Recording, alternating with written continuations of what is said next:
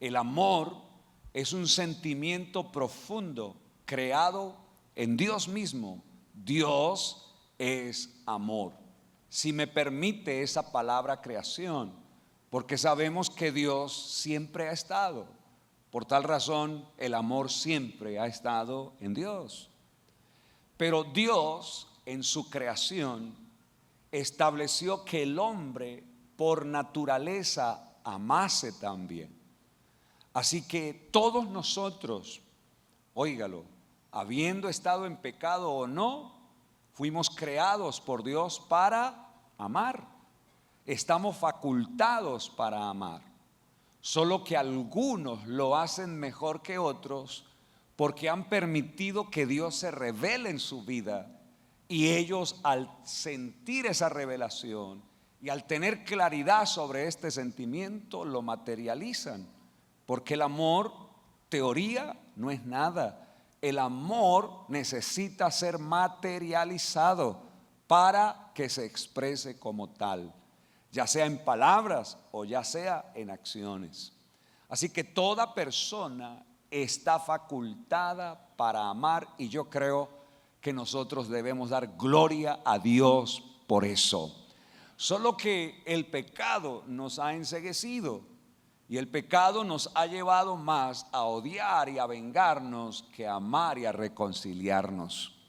Así que el amor de Dios es una realidad, y es necesario que nosotros produzcamos resultados desde el amor. Por eso a esta palabra le he titulado amor divino para amar a Dios. Tenemos que amar a Dios, tenemos que amar al prójimo, tenemos que amar el escenario en el que Dios nos colocó, pero principalmente tenemos que amar a Dios. No podemos empezar al revés. Amamos al Dios que nos creó, amamos al Dios que nos dio la vida. Ahora, en la Escritura podemos encontrar manifestaciones de amor. Jesús, en su ministerio, permitió a través de la interacción encuentros con diferentes personas: hombres, mujeres, niños, jóvenes, adultos, ancianos. Y Él fue gentil en todo el sentido de la palabra. Así que Él no tuvo ningún problema en intercambiar opiniones, consejos, enseñanzas, y le permitió a las personas presentar sus inquietudes y aún sus molestias con respecto a la temática que el Señor desarrollaba. Él tuvo la oportunidad de hablar con personas muy preparadas en asuntos religiosos y otros que no lo eran tanto, pero fueron importantes en el transitar que Jesús desarrolló.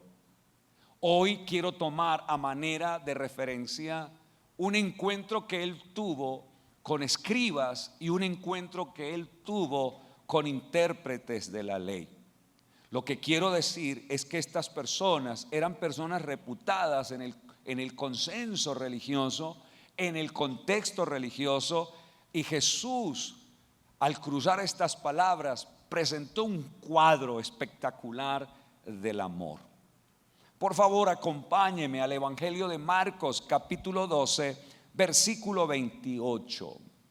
Allí quedó registrado lo siguiente: acercándose uno de los escribas, dice el texto, que los había oído disputar y sabía que les había respondido bien, le preguntó: ¿cuál es el primer mandamiento de todos?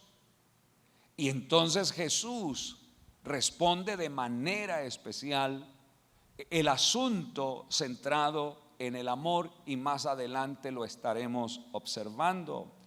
Pero lo llamativo aquí es que cuando el Señor permite esta respuesta y la interacción se da, le hace sentir en este caso a este hombre escriba que estaba muy cerca, pero muy cerca del reino de Dios.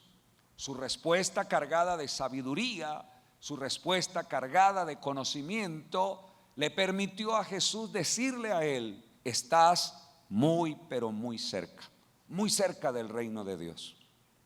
De la misma manera, encontramos en otro pasaje que es Lucas 10:25 lo siguiente: se levantó un cierto intérprete de la ley y para ponerle a prueba dijo: Maestro, ¿qué haré para heredar la vida eterna?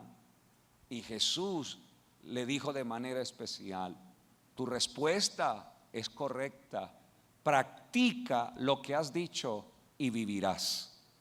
Así que en estos dos asuntos coyunturales, el de los mandamientos y el de la eternidad, el Señor respondió con una palabra clave que es el amor. El amor es céntrico, el amor es transversal. Dios es amor y transmite su amor para que nosotros nos relacionemos con Él. Así que todo esto que estoy tratando de anunciar en esta corta introducción es para decirle que esas interacciones estuvo ligada a la acción ministerial de Jesús. Jesús recorrió esas tierras presentando las buenas nuevas. Él le hacía saber a las personas que Él es el Hijo de Dios y que por tanto Él es el Redentor de toda la humanidad. Las personas, en este caso, que le escucharon y que hablaron con Él, eran autoridades religiosas, estructurados sacerdotalmente dentro de los judíos. Los intérpretes y los escribas eran personas afortunadas, tenían, escúcheme bien, al alcance los textos. Es más, los escribas gozaban de una excelente reputación porque eran los escribientes, los que escribían lo que el Espíritu le daba a los autores inspirados. Eran personas versadas, conocedoras de la ley, porque el asunto está enfatizado a ese asunto también, el de la ley. Estos hombres recibieron, como lo dice el texto del Antiguo Testamento, recibieron los 10 mandamientos, pero ellos hicieron una reglamentación de esos 10 mandamientos y los convirtieron en 613 reglas, imagínese usted. Así que no eran personas inexpertas, eran personas hábiles, eran personas conocedoras del tema en el que estaban ellos inquietos preguntándole a Jesús. Es más, las personas de antaño y las más recientes aprendieron a manejar la ley desde dos términos muy conocidos. Los más antiguos la llamaban la Torá, y la Torá eran las enseñanzas, la Torá era las instrucciones de Dios al pueblo, las instrucciones que hacían que el pueblo tuviese significado, expresión, que marcara diferenciación con otros pueblos. Así que para los judíos, para un intérprete y para un escriba, la ley era un asunto de privilegio, los hacía sentir marcadamente importantes. Pero después, con los años, esa Torá, o lo que se llama la ley y los profetas, fue traducida al griego y se compendió en lo que nosotros conocemos como la Septuaginta. Y en la Septuaginta ya no aparece el término Torá como tal, sino que aparece el término nomos. Y nomos ya no refiere enseñanza ni tampoco instrucción, sino normas. Así que estas personas, a la luz de la historia, conocían todo lo que se requería para preguntarle con autoridad también a Jesús. Y como él decía que era el Hijo de Dios, o es el Hijo de Dios y el Redentor, pues obviamente ellos tenían un espíritu inquieto y lo abordaban vehementemente porque querían descubrir si Jesús era un engañador o no. Estaban en todo su derecho ellos de preguntar lo que bien preguntaban al Señor.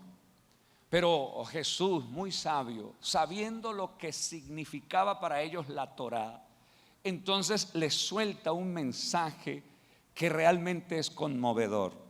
Marcos 13, 16 y 17. Perdón, Mateo 13, 16 y 17, discúlpeme.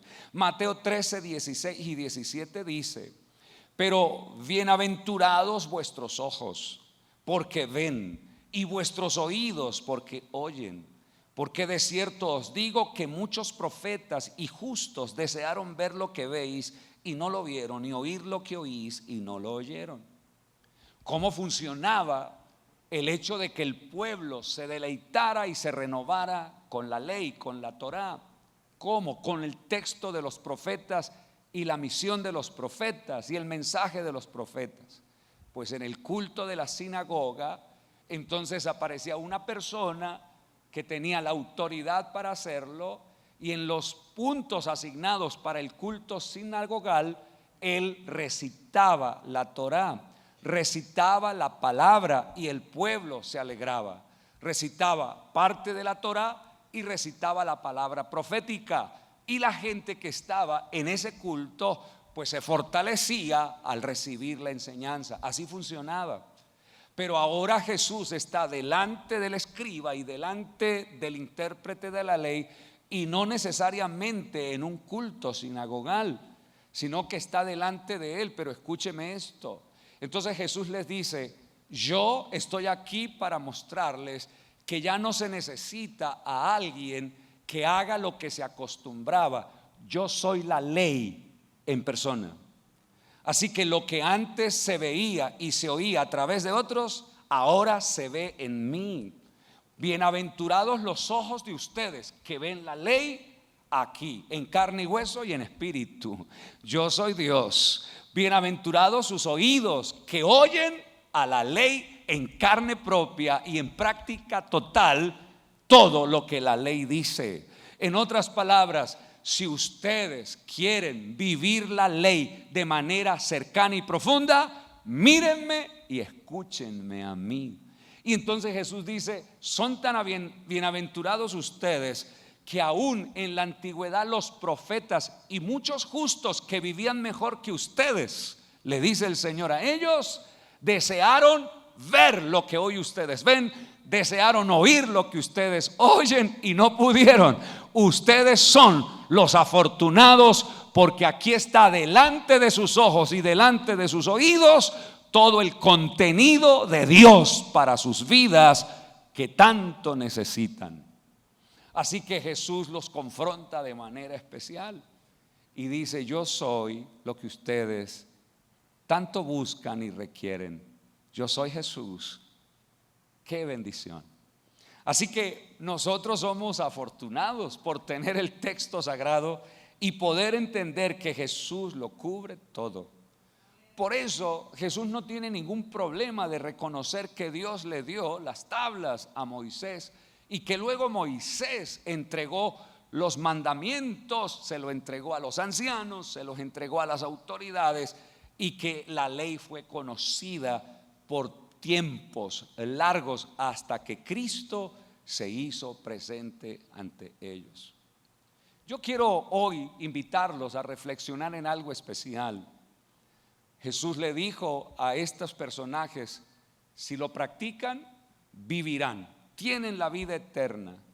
Y si ustedes comprenden lo que significa el mandamiento sustentado en el amor, ustedes están cerca del reino, dijo el Señor. Pero el reto para mí no es estar cerca, yo quiero estar dentro, yo quiero vivir el reino de Dios. Yo no quiero estar cerca y no alcanzar el objetivo. Y tal vez usted piensa como yo en este caso. Nos interesa es vivir el reino de los cielos, que nosotros podamos encarnar el reino de Dios de manera completa, y que podamos tener seguridad de la vida eterna que Dios en Cristo nos ha entregado. Entonces el amor juega un papel importante. El mandamiento se sustenta en el amor y la vida eterna se sustenta en el amor. Y usted dirá: cuidado, pastor, está diciendo algo que de pronto no cuadra con mi estructura de pensamiento. No, es que la misma entrega de Jesús es la forma en que Dios nos amó a nosotros. La expresión del amor de Dios fue la muerte de Cristo. Aleluya. Fue la resurrección de Cristo. Porque el amor, si no tiene manifestación, no funciona. El amor tiene que ser comprobado. con hechos o con palabras. Ese sentimiento que se materializa, entonces da la victoria espiritual al que lo toma en el Señor. Acompáñenme entonces para vivir de cerca los pasajes que me sirvieron para presentar esta introducción. Mateo 22, 34 en adelante. Mucha atención, porque aquí viene algo especial que se va a desatar en favor suya, y en estos minutos que nos quedan vamos a disfrutarlo. Mateo 22, 34 dice: entonces los fariseos, oyendo que había hecho callar a los saduceos, se juntaron a una. Y uno de ellos, intérprete de la ley, preguntó por tentarle diciendo: Maestro, ¿cuál es el gran mandamiento en la ley? Y Jesús le dijo: amarás al Señor tu Dios con todo tu corazón y con toda tu alma y con toda tu mente. Y luego dice, según el versículo 38, este es el primero y grande mandamiento.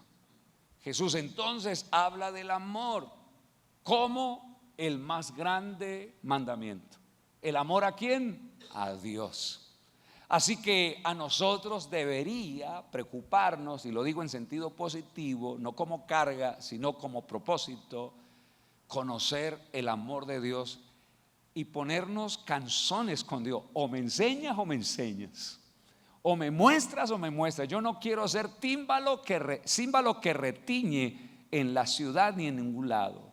Yo no quiero ser, escúcheme bien, persona que diga que conoce a Dios y no sabe amar, porque eso es engaño. Eso no funciona así.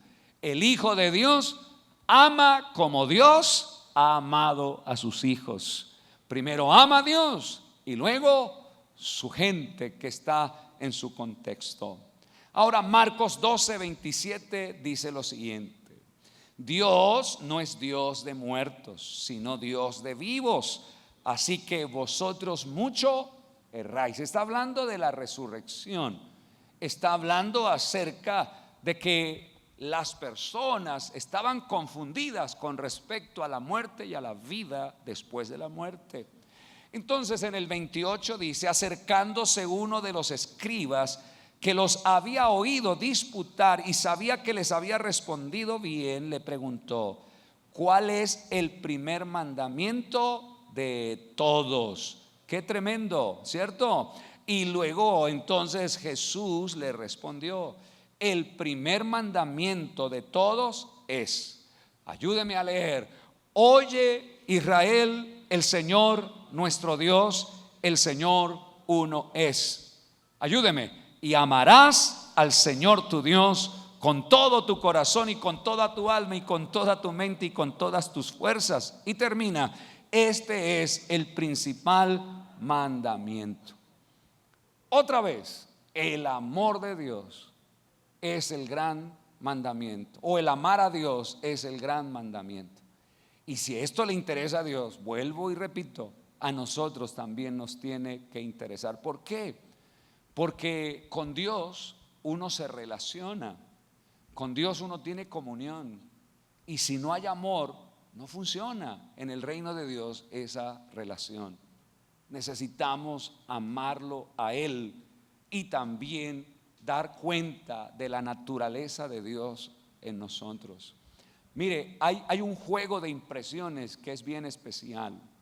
Dios se hizo hombre y nos enseña su amor a través de Jesús.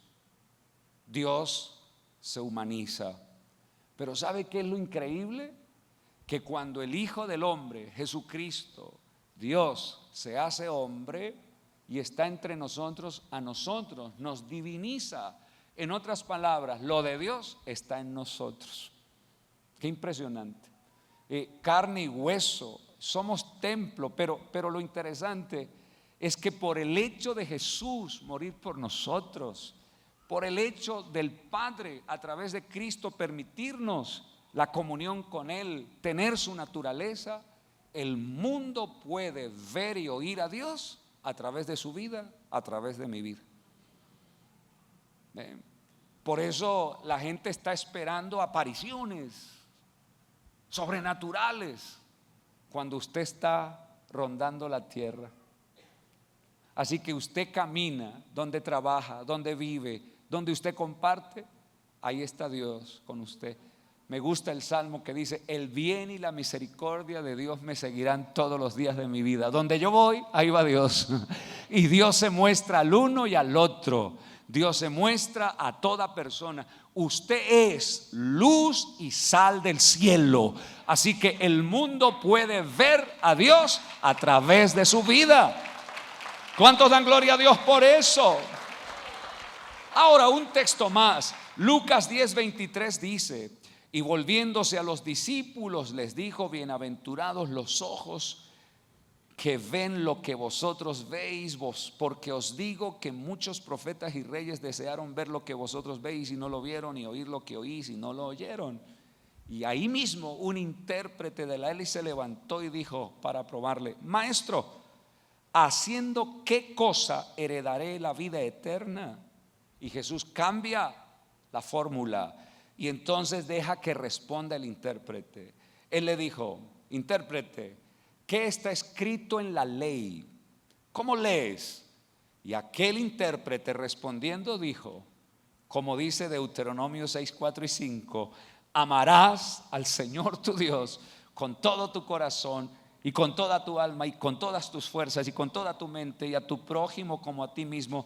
Y el Señor le respondió: bien has respondido, ámame y ama al prójimo, y contarás la historia como algo real en tu vida. Vivirás, tendrás la vida eterna.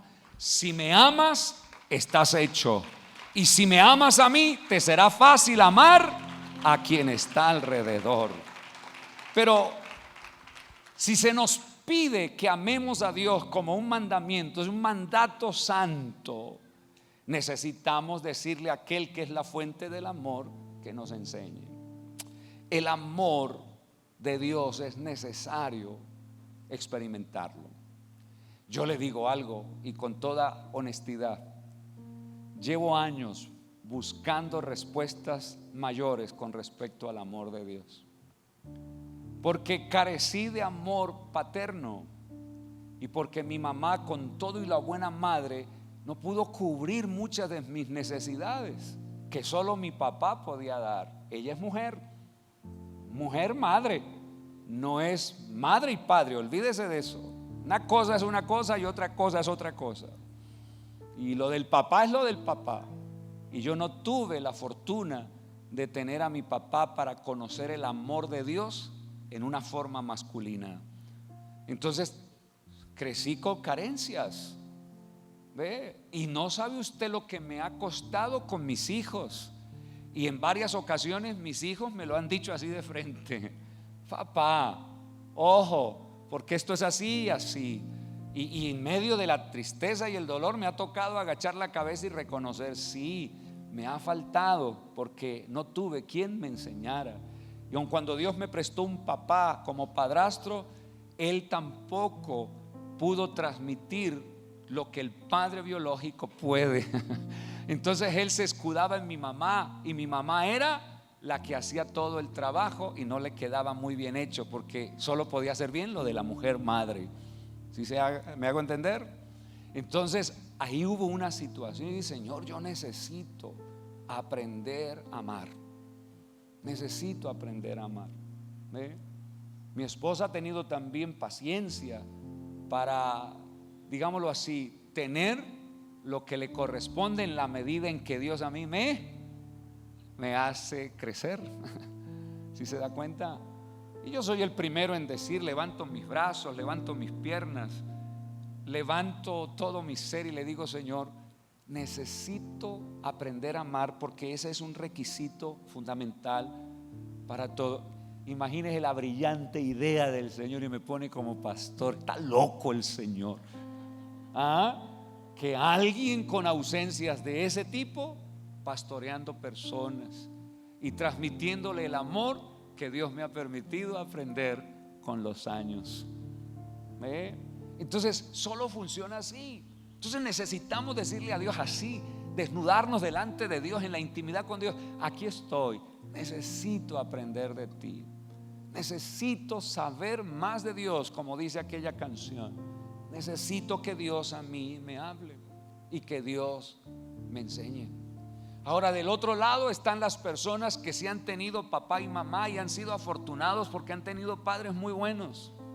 La cuestión es si el amor que se les ha enseñado corresponde al amor de Dios o es solo el amor filios, que es diferente. Entonces el amor tiene escenarios, hay tipologías, dicen algunos, hay dimensiones del amor, dicen otros. El amor filios, el amor fraterno, está el amor eros, espectacular. Todos los tipos de amor son espectaculares y esenciales. ¿Ve? Pero qué curioso, aunque a mí me faltó ese amor paterno, el amor eros parece que está completo. Qué cosa loca, qué cosa loca. Porque siento, porque vivo a mi esposa, porque puedo experimentar sensaciones extraordinarias. Igual necesito que Dios me enseñe para darle a ella en la intimidad todo lo que merece en Dios y que no sea maltratada, sino que sea honrada, estimada y apreciada. Por eso yo le digo al Señor, porque me ha enseñado: Señor, manténme vivito hasta el último día. Yo quiero seguir experimentando la gloria tuya, Señor. Y cuando hablo con mi esposa de temas increíbles como la muerte, por ejemplo, hemos hablado varias veces de la muerte, y entonces hablamos de quién se irá primero, cuál de los dos se irá primero. Entonces ella, muy poética, tratando de tramarme, me dice: no, a mí me gustaría que no fuéramos los dos, que estuviéramos acostados ahí en la cama una noche y al otro día amaneciéramos patitiesos, así como. Y yo digo: no, pero ¿por qué así? No sea egoísta, yo quiero, y si yo quiero quedarme unos años más, ¿por qué tengo que irme porque usted quiera? Pero es un deseo, claro, uno no sabe. Imagine que me vaya yo primero. Pero lo interesante aquí es que le digo: y si usted se va primero, no me amarre, porque a mí me gusta estar acompañado, claro. Entonces no sé qué hay en el futuro, entonces no me amarre. ¿Ve? Porque necesito y tener la confianza con ella, porque el Señor es Dios bueno en todo el sentido de la palabra. Así que el amor eros es espectacular. Si a alguno se le está apagando la llama, oro a Dios para que y si tengo que reprender al diablo, lo hago, pero que tenga usted que vivir en el nombre del Señor. Eso no se puede perder, porque Dios es bueno. Yo digo, si Abraham tenía ganas a tanta edad, Señor, yo también puedo. Y si Sara le respondía: ay, Señor, la esposa tendrá fuerza también para eso, porque es el amor. Pero ese no es el amor del que habla aquí la palabra. El amor del que habla la palabra supera a los otros.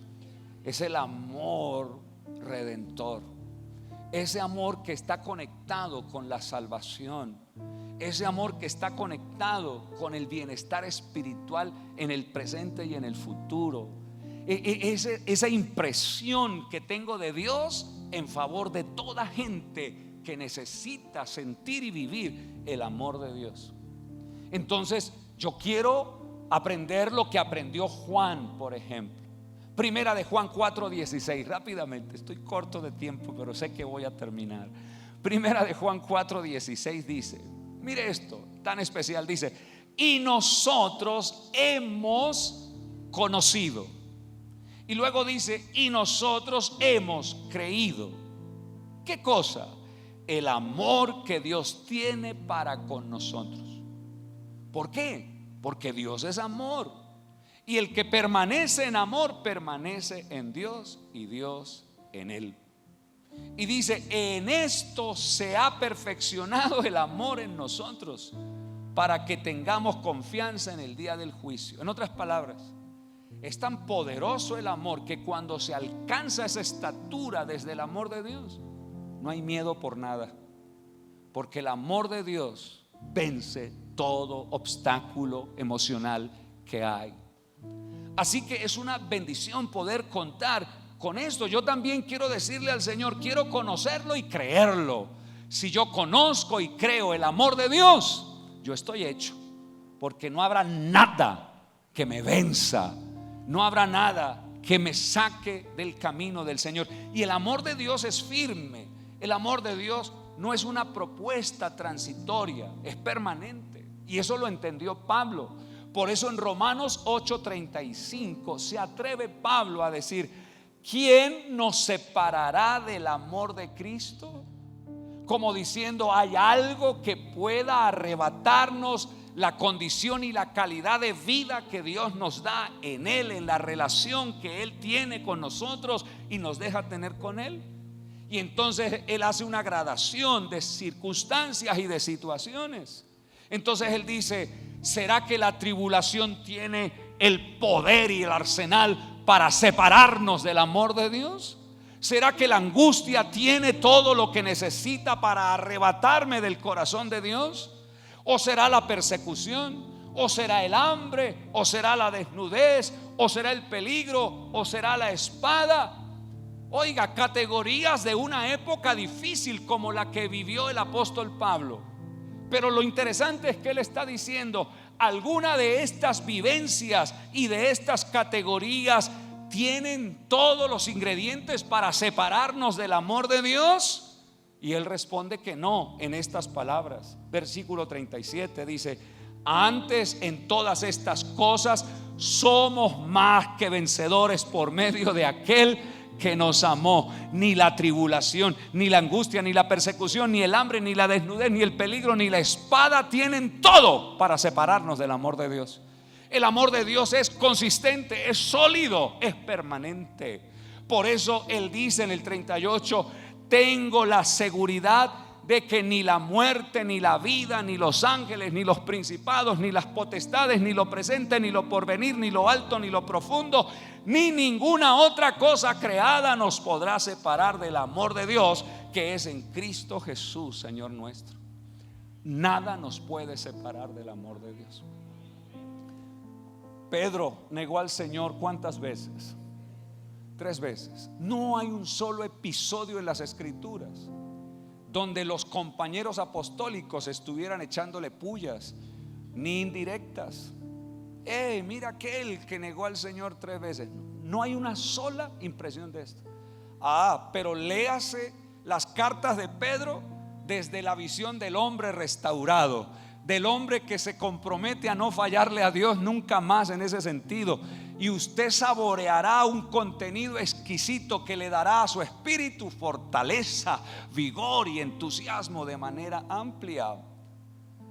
Pero nada de eso separó a Pedro del amor. Pablo le llamó la atención por otras cosas, pero el amor siempre estuvo con Pedro. Nunca el Señor abandonó a Pedro ni lo rechazó, porque el amor de Dios es permanente. No así con nosotros, que nosotros por heridas terrenales y por situaciones terrenales sí le quitamos el amor o la calidad del amor a una persona. Nosotros sí, cualquier cosa, ya no te amo, nos separamos. Cualquier cosa, ya no eres parte de mi parche, nos separamos. Ya no eres parte de mi grupo, ya no te acepto. Nosotros sí somos rápidos para dejar de amar a la gente, pero Dios no. Dios te ama porque su amor es firme y contundente. Por supuesto, el amor tiene unas medidas y unas reglas. Acuérdate que el padre que ama como Dios ama, corrige y disciplina. ¿Y cómo se puede disciplinar con amor? Y que el disciplinado dígale: disciplíneme más, corrígame más. Y uno: ¿cómo así si le estoy dando duro? No, pero es que yo lo que estoy sintiendo es amor en la disciplina. Eso poco se da, porque nosotros somos del otro lado, del corte radical. Cortamos de una vez todo. Es más, hay denominaciones, misiones, que cuando alguien falla a Dios, oiga, escuche, desde el director de la misión le dicen a las personas: no le hablen, corten relación con ellos. Aún dentro del hogar se les dice por el liderazgo: corte relaciones con su esposo. Imagínese usted. Y entonces, ¿dónde queda lo que dice la palabra? Que lo que Dios une no lo separa hombre. Y entonces uno, de calidad de pastor, corta relaciones. ¿Quién es uno para cortar lo que Dios tiene como firme? ¿Cómo se le ocurre? Nosotros necesitamos aprender a amar como Dios ama, para no andar cortando a todo el mundo, sino amando como Dios ama, y Dios se encarga de aquel que recibe el amor de nuestra parte. Esta es una primera porción del gran tema del amor de Dios. Después hablaremos de otros episodios interesantes sobre esto. Pero déjeme decirle algo: necesitamos que Dios nos enseñe a amar. Yo soy el primero. ¿Habrá alguien que secunda este deseo? Eso, si aprendemos a amar como Dios ama, Dios mío, el amor es sufrido. Dios sí que sufre con nosotros. El amor es bueno. Dios sí que sabe amarnos, porque produce en nosotros un espíritu apacible.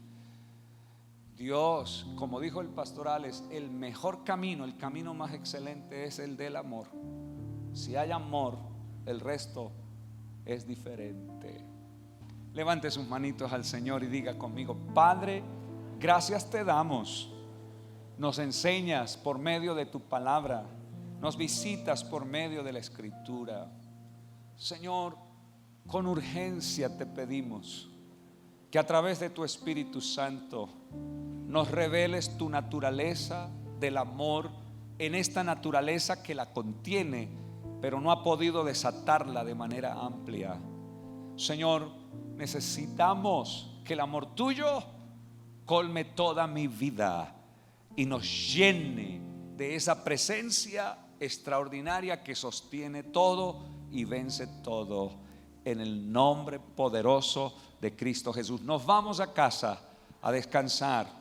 Gracias por permitirnos estar acá, y queremos despedir celebrando tu victoria con cántico de alegría, como manda tu palabra, Señor.